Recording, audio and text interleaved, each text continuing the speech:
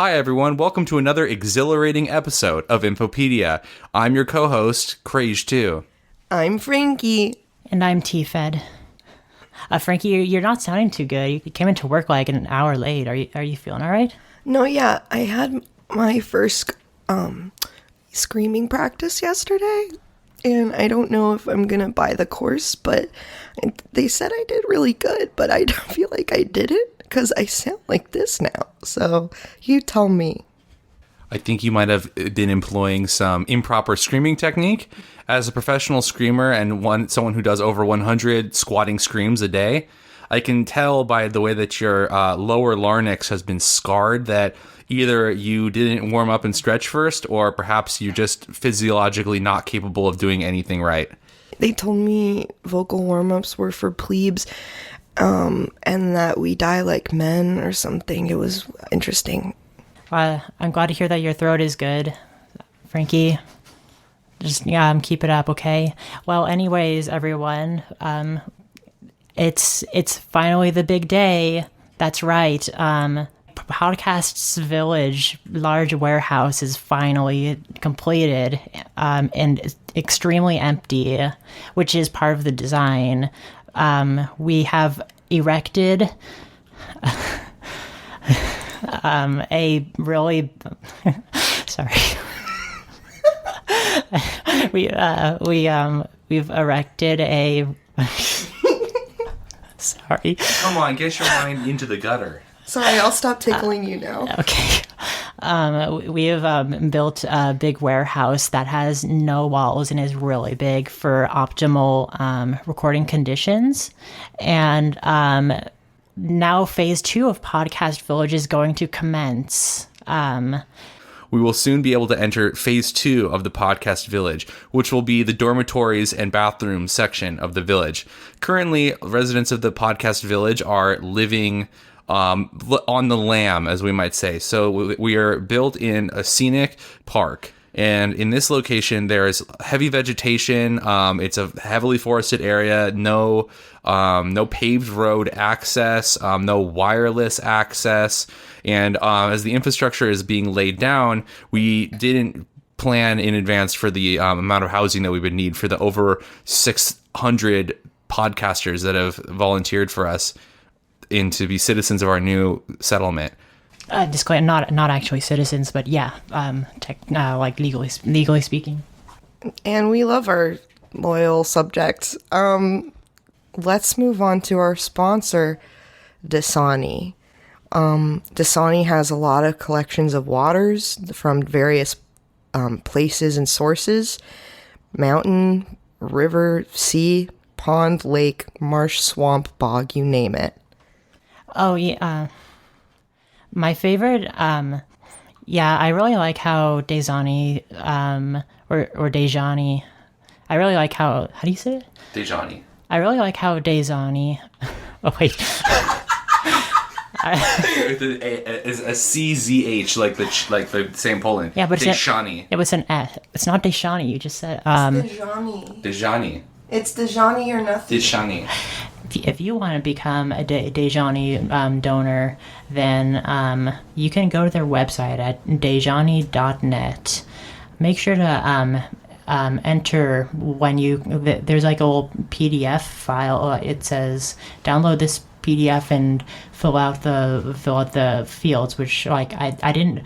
The first time I figured out that you could like put like fill outable forms into PDF files, I was like, this is insane. And then like it didn't save my progress. And I was like, it's kind of, you have to pay for Adobe. That's why. Oh no, I'm not doing that. Oh, okay. Oh wait, what was I talking about? Oh yeah. Anyways, so like, yeah, go to their website. There's a little PDF file, and then you're gonna fill that out, and you're gonna enter like your blood type, your height and weight, and all personal details. And if they deem you fit, you can be sent to the Dejani factory where they will extract special water flavored to whoever your name is. So it'll be like, if you want Frankie, you can get some Frankie water of your own. You want to call the water that comes out of my body? I call it deja vu because, hey, didn't I drink this earlier? Remember when Coke did that thing where they printed people's names out on the cans?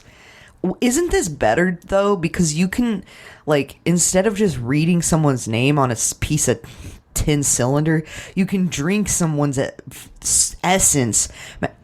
You know, like, who wouldn't want to do that? If I could get my hands on an ounce, a liquid ounce of Timothy Chalamet's essence water, and take that to the airport and tell a TSA agent, you can't tell me not to take this Timothée Chalamet water on the airplane because it's below the TSA government mandated amount that I'm allowed to take on a plane. Okay? Thank you, Deshani, for keeping us dry and keeping our bellies wet. Deshani, it's time to slurp. Oh, I was making you tea, Frankie, and it's hold on. Like, actually, I think this is an optimal opportunity for us to introduce David Justham. oh wait, Okay, I guess so. sorry. And we have a special segment later on in the episode. We have a new Teafed independent contractor, David Justham, who is investigating, researching the Mr. Pibb ruins. Let's find out what's poppin'.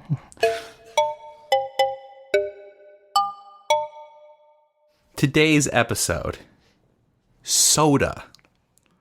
We've all tried it. Few have tasted it, and even fewer have truly understood the wonderful bubbly beverage known as soda pop. But what is soda really? Soda is most notable for its carbonation, which is when crystals of carbon sublimate into carbon graphene gas, which is released into the atmosphere as the horrible and toxic byproduct methane. In the Midwest, they call it pop. In the South, they call it Pepsi, no matter what it is. It's so confusing, and we hate it. Sodas of cola history have taken many types. There is red, green, black, and white colas. Yeah, red cola is the most prolific soda in the soda economy. Black is the second most common.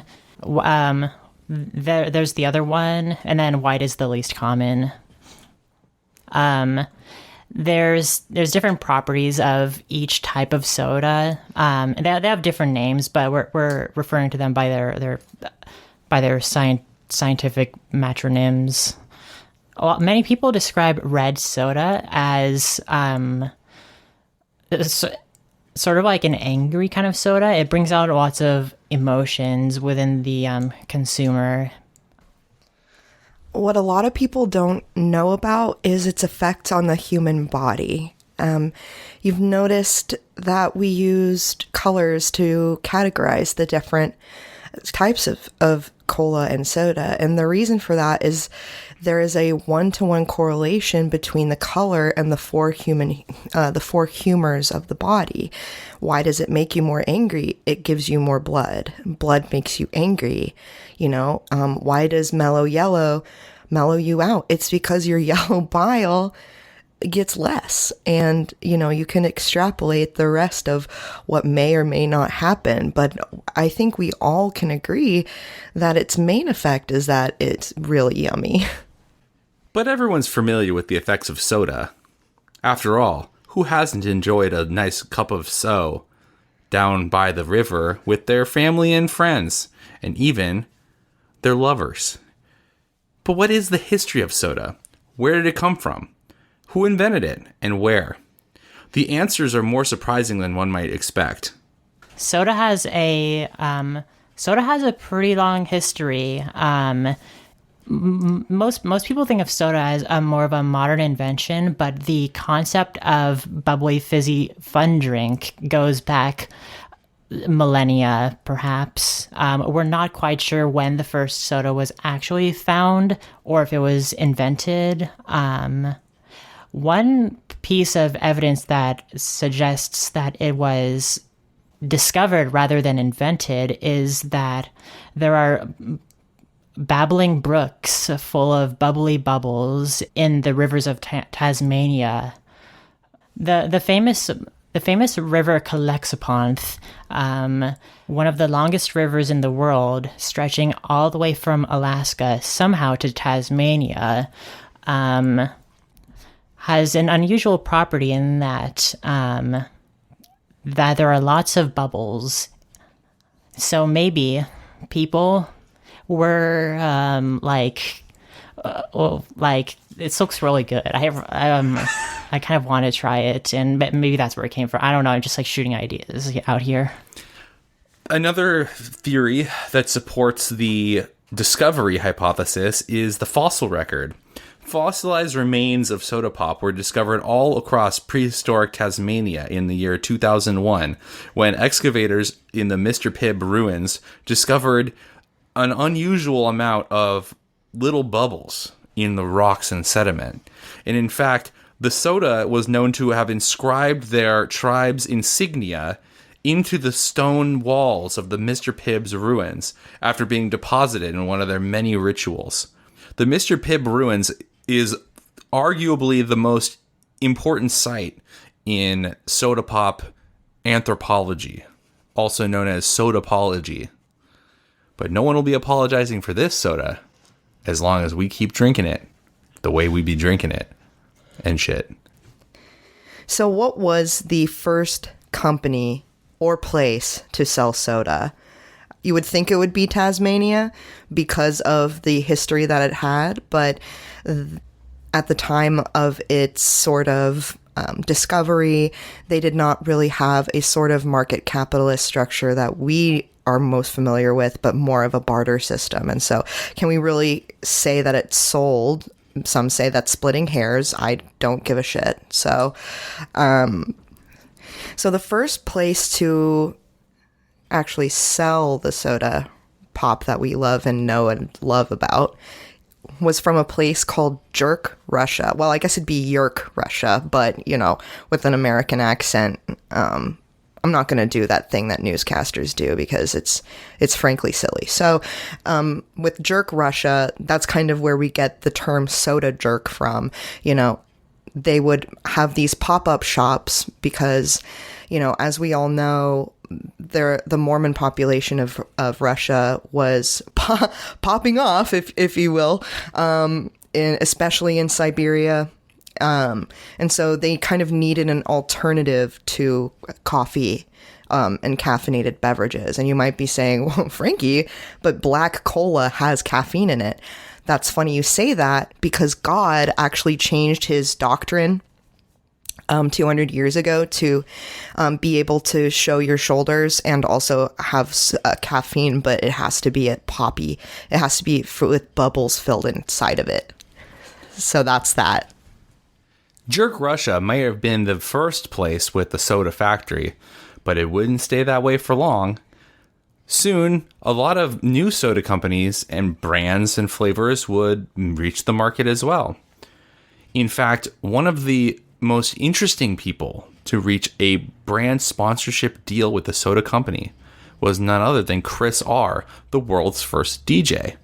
In 1924, in the Great Nevada Bay region, Chris R. received the first ever soda pop deal in which he was offered $1 for every 100 US soda pops that were sold for the fiscal year of 1939 to 1942. This gave him ample time to prepare and create an enormous campaign that would grapple with some of the most troubling social issues of that era, enabling him to leverage the addictive power of soda pop, specifically of white and yellow soda pops, in order to create a cultural phenomena that would never be forgotten. Soon after was the Shirley Temple with the famous Shirley Temple drink. Now, she wasn't just an idol for the company, but the soda named Shirley Temple was actually her own idea. When she wasn't going around skating in ice rinks and cheering up a crowd, she was coming up with all sorts of flavors and concoctions of different beverages, and she actually discovered that if you crush several grapes, strawberries, raspberries, limes, dragon fruit, elfberry, and just a little more strawberry, you'll come up with the famous Shirley Temple drink, which was patented just 1 month after Chris R got his famous brand deal, Chris R soda. Chris R and Shirley Temple would go on to form a partnership due to the fact that Shirley Temple notably was also a U.S. ambassador in Ethiopia. This took up a lot of her time. I mean, she had withdrawn from Hollywood as a young woman in order to do this sort of diplomacy work. And it just so happened that she still loved being in the game of soda, but, needed a partnership. And that's where Chris R and Shirley Temple shook proverbial hands, and probably literal hands, to create a line of collaborative sodas that a lot of people found controversial. And why was that? Well, first of all, let's introduce because we haven't mentioned it yet, let's introduce the actual company that was behind these brand deals. Why don't you tell everyone here that's listening just what that company name was, okay? Sorry, that's... Sure. The name of the company, which lived in infamy for hundreds of generations, whose unborn sons still, to this day, retract in horror at the impending doom that will befall them and their forefathers, is none other than Sprite. Sprite, named after the mythical pixie-like character from Western civilization and history, is known for its impenetrable acidic properties, making it a deterrent to nearly all forms of life, and materially makes it impossible to consume by humans. However, that wouldn't be for long. In Chris R's 1970 debut of his much belated and honestly completely late publicity stunt, he stood on the top of the Empire State Building and declared, "Before God and all of my friends, and the civilizations of America, I shall consume this Sprite Cola in ritual self-sacrifice against the hegemonic diplomacy that will never be told again." Chris R had 15 years to come up with this plan, and all the while was subject to the oppressive tax codes of Sprite and the monopoly that they ended up having over the soda industry. And so, again, in protest, he did climb the Empire State Building. Anointed with the power of God, Chris R imbibed the lethal dose of Sprite, which was 1 milliliter of Sprite. As the Sprite passed through his body, a horrible chemical reaction occurred that made him bow on the ground in pain. From his withering, fetal, curled body, a new substance was excreted from his abdomen. A substance that will become the first ever instance of the Baja Blast soda pop sensation. The screams of abject terror that fell out of Chris R's delicate mouth had been mistaken as gunshots that reverberated throughout the nation, a blast that reached as far west as Baja California, and that would become the name given to the concentrate mixed with tonic water.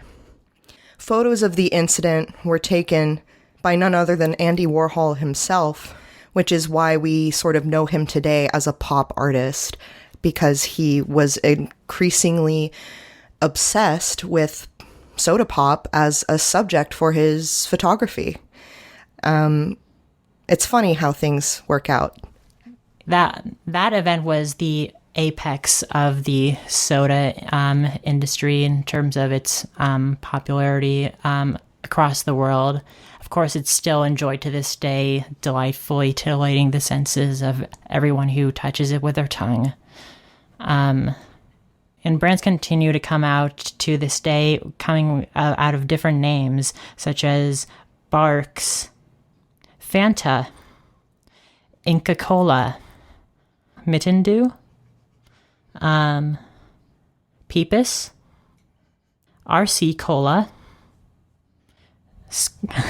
The Squirts, Dr. Brown's, Dr. Yellow's, Pocari Sweat, Tango,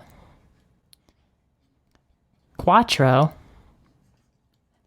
The Squirts, lime flavored. This bit fucking sucks. How many?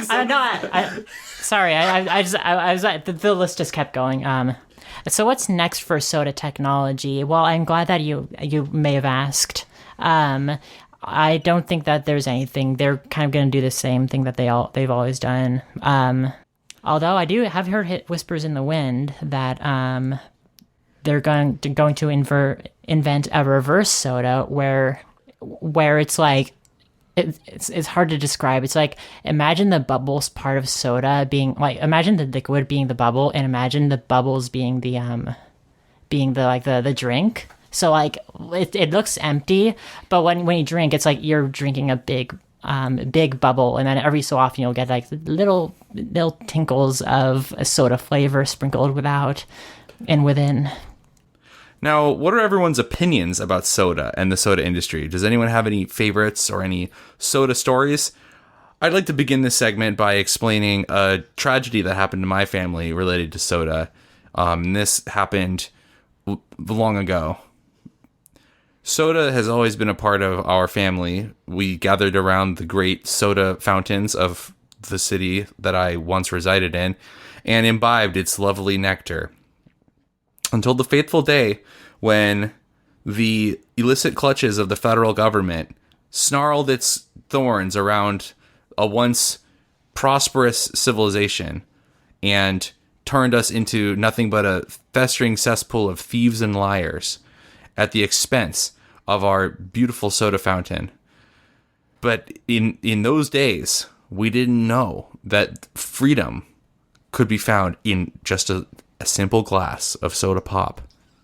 One of my favorite soda stories is when I went to downtown Brooklyn to visit one of the first soda fountains constructed in America. And it's not one of the soda fountains you see today with like the big box and colors that you could press and give the money to get a drink. But it was it was actually a building, an establishment called Little Willie's that had several men in like barbershop quartet uniform, like with the striped shirts. They didn't actually sing. They would just, you would go ahead and ask for your drink, and they would give it to you. They only sold soda. And I thought it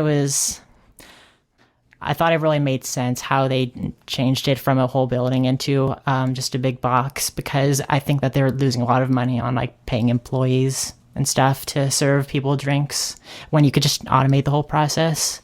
So a really educational experience for me. That's great. My soda story goes like this. Once upon a time, I was in elementary school, and the big student body election was coming up. And a lot of people promise when they become class president to fill the water fountains with soda. But guess who really did? It was me.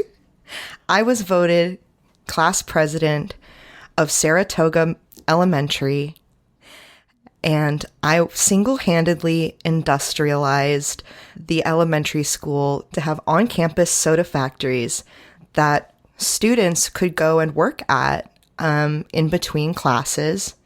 and make, pennies on the dollar, which is a lot of money for a child. So basically I've always been a trailblazer. Despite many of our highs and lows when it comes to the soda experience, we each have our own favorite soda. Teafed, what's your favorite soda? Sprite. Anyone with a better answer? Hey, come on. Well, the Sprite's... It can't be you. That wouldn't make sense. Am I wrong if I say Baja Blast? Shoot me, sue me, I don't care. It's Baja Blast.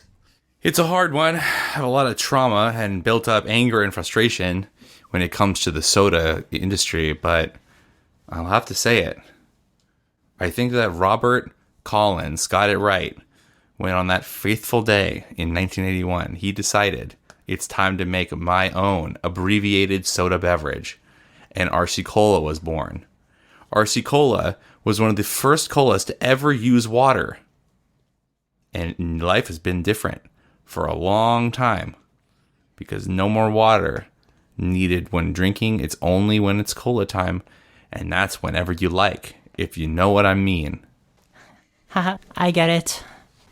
Speaking of soda stories, I know someone who has more soda stories than anyone I know, and that's the well-known sodapologist, David Justham, and he's really good at his job.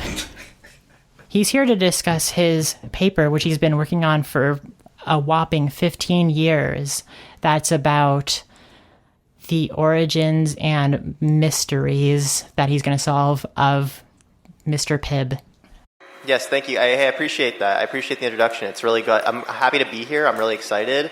I've been a fan for a long time. I've received a lot of illicit invitations from y'all for this new country, so I'm excited to talk about, one, my experiences at my research site, and two, the prospect of engaging in some activities at a certain location.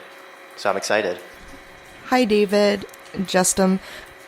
So as a sodapologist, what do you know about the Mr. Pibb ruins, and who exactly is Mr. Pibb anyway? Frankie, that's actually a great question. So I guess to give you guys a little background about me, because this is my first time here on the show, I'm, again, very excited to be here. Very excited. I've been receiving a lot of illicit invitations from you all for many, many years, and you said my podcast mic was good enough to get to the compound, so I'm really excited. Anyway, so my background is in sodapology. That's true, and I'm actually in my 18th year of sodapology college.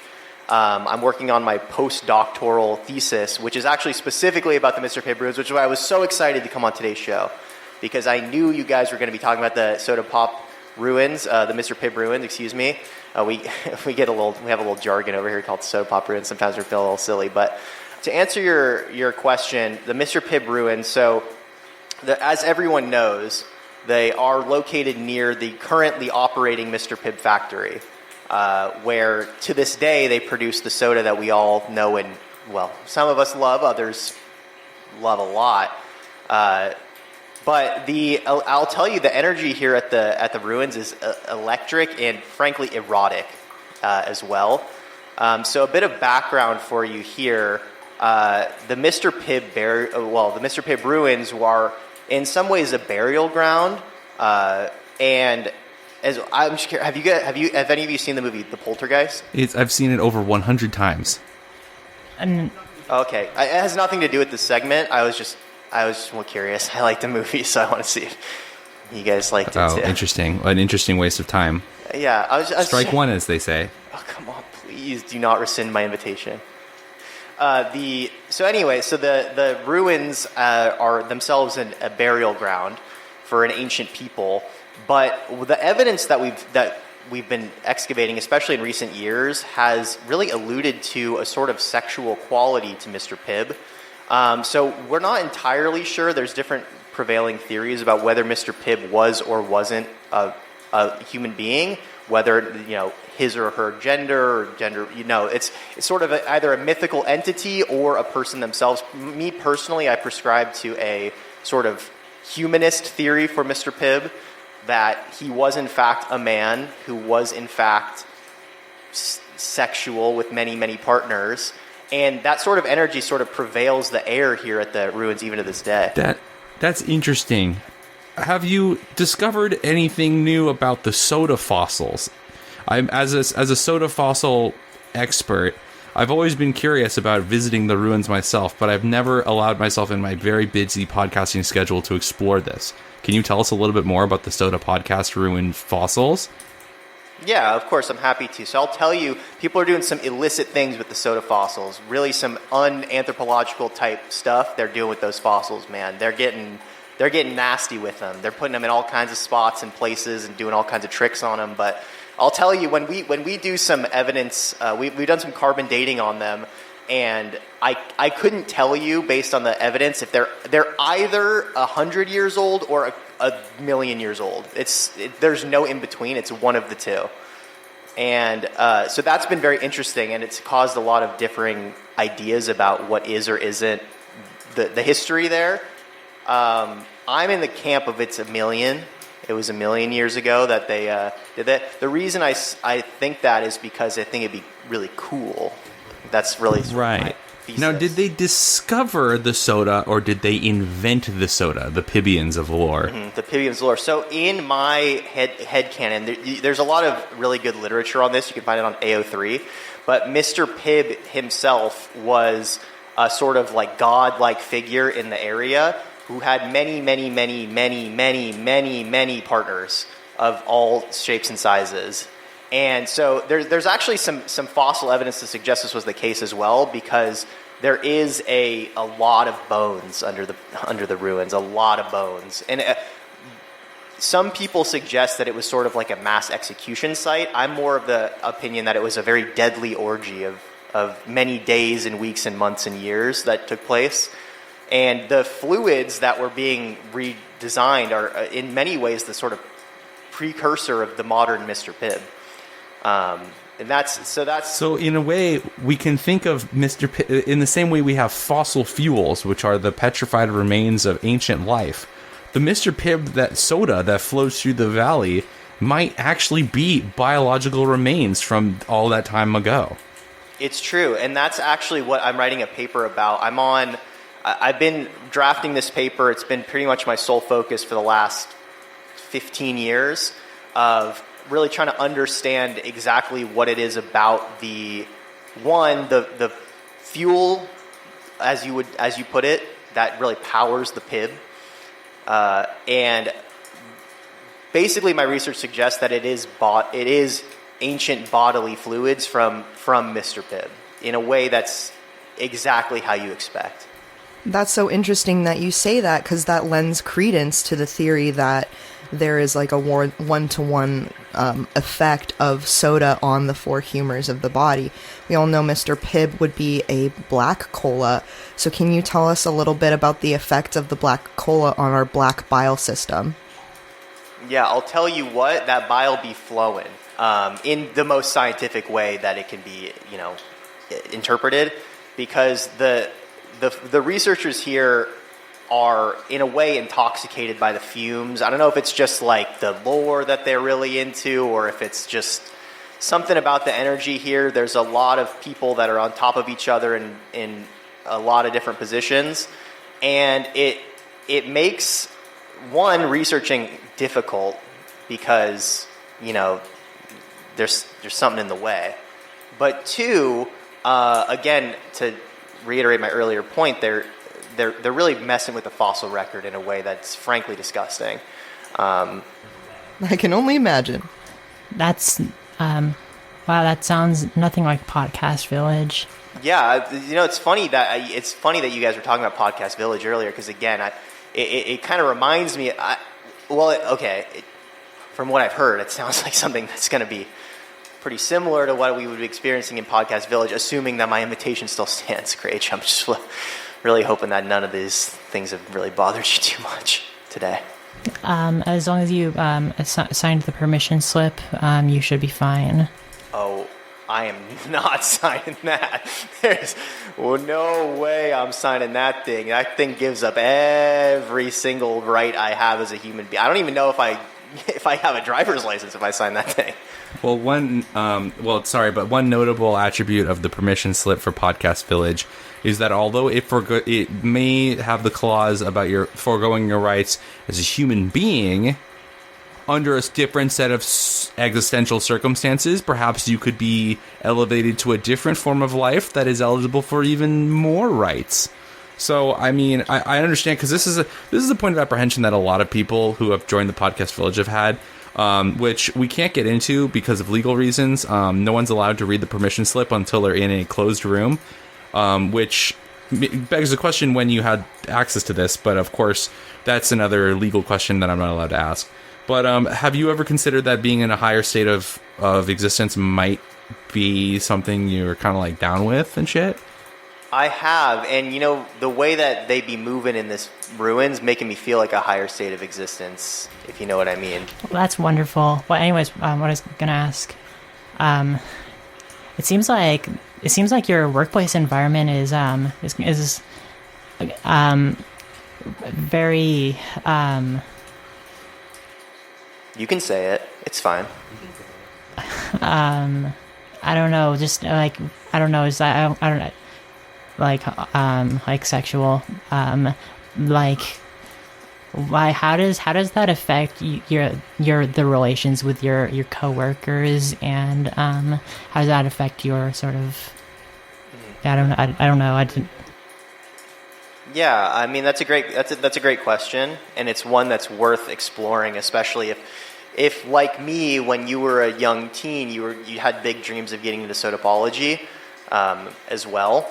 So as I mentioned earlier, my primary focus with my thesis is on soda production and really kind of the nuances that go into that, and the way that we produce soda in the modern day is typically a more boring sort of machine-based algorithm.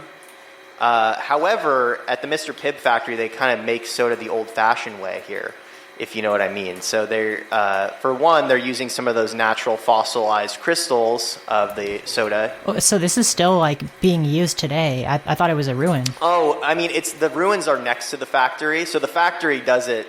Well, okay, the factory, we assume in the factory they are doing machine-based learning. However, we don't actually know. Nobody's allowed in there without the permission slip. They have a similar permission slip type system at the Mr. Pibb factory. And without high-level clearance, you can't really get inside. So they probably, based on our evidence with the taste and the feel test that we do that every person does with soda, we assume that they're using the same sort of modern soda theory that prevails our sort of ecosystem. But some folks in this camp, when they're taking a little break and drinking some water, they actually believe that in that factory they're doing it the old-fashioned way. They're milking Mr. Pibb, as it were. So, in a matter of thinking, much like the early 2000s nu metal band Linkin Park, they are employing a hybrid theory. Yes, that's exactly how I would have put it. Well, that's excellent information. Thank you for this enthralling segment. Thanks, David. I really appreciate you and all that you've done for this soda community. Thank you again to our sponsor, Dasani, for their generous sponsorship of this episode. Remember to use code COLA for 2% off your next purchase of Baja Blast. Well, I guess that's it for the show today. But hold on, folks. We're not done just yet. We still have to do mail. Where's the fun bag? Oh. There's a fun bag here. Oh my god. What happened to the... Okay, that's fine. This letter comes from Crispy Red, who sent us a lot of different things, but I'm gonna pick out the most relevant bit. He points out, and this is to Craig too. He writes, In the Brendan Urie episode, Craze 2 made a comment that refrigeration wouldn't exist for another 100 years. And we're talking about from the standpoint of 1915. But we know that RF Ridgetech had invented refrigeration in 1917, which was used for ice rinks as well as refrigeration. How do you address these bold lies? And also, are you going to make a part... Hold on, what is he saying? Comment the refrigeration wouldn't exist for another 100 years from 1915. Okay, so here's what you're saying. What you're saying is, I said that thank you. What you're saying is that in 1915, refrigeration tech would be invented 100 years in the future. And yet you're also saying that I'm saying that in 1917, refrigeration tech was invented. But how do you know how much time there was between 1915 and 1917? You weren't there.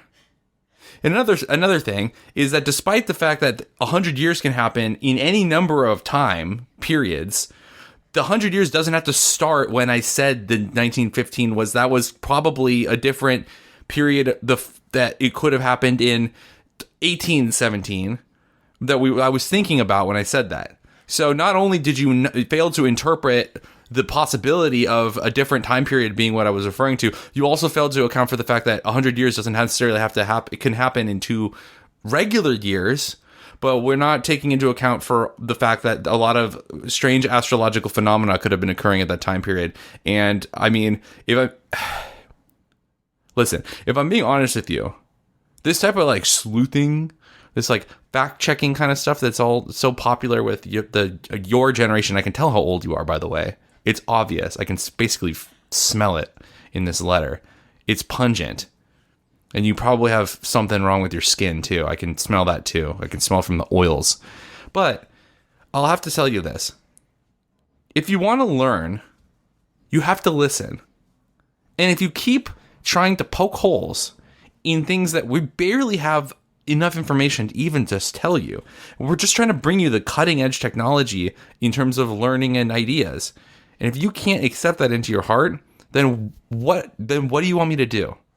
What are you asking me to do? Because I don't, and when's part 2 happening? I'll tell you what, man, if you recall, there was over 56 parts to that episode that we had to cut. And you know why we had to cut it? Because we knew that the attention span that you have would exceed the amount of time that we had on that, and you would be asking even more questions, and we don't want any of that. So next time you're thinking about writing a little letter and asking us about what we have to think about this kind of stuff, just remember that not only am I a real person with feelings, but I'm smarter than you. Thank you, Krish. That was very well put. Thanks for writing, Crispy. And also, thank you for listening. Our thanks to Marimba Utopia for the use of their song Explore as our theme song. This episode was recorded in Podcast Village, California. Infopedia is a Teafed production. I'm Krish too. I'm Frankie. And I'm Teafed. Stay info.